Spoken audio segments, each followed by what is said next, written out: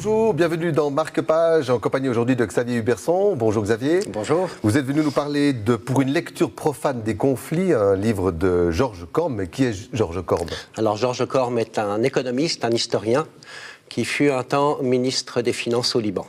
Et il est l'auteur de nombreux ouvrages sur les problèmes du Moyen-Orient. Alors qu'est-ce qu'une lecture profane des conflits?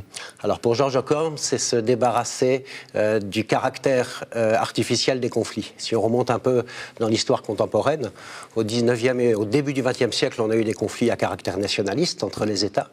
Après la Première Guerre mondiale, ce furent des conflits à caractère idéologique, les fascismes, le communisme soviétique. Et à la fin de l'URSS sont apparus les conflits à caractère religieux. On ne peut pas nier le caractère religieux des mouvements terroristes.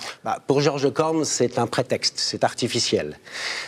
C'est comme toujours sous-tendu par les intérêts économiques et le contrôle des ressources énergétiques au Moyen-Orient.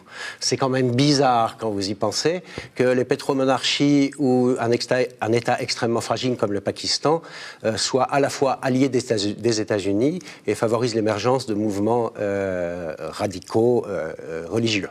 Et en outre, pour Georges Corme, le droit international ne peut être que laïque. Donc il se bat contre ce qu'il appelle les fanatismes civilisationnels et il mène là-dessus une réflexion de fond très convaincante. Xavier Huberson, merci beaucoup. Je vous en prie. Georges Corme, donc l'auteur de Pour une lecture profane des conflits, disponible dans votre librairie. Marque-Page, c'est terminé. Très bonne suite de programmes sur la télé.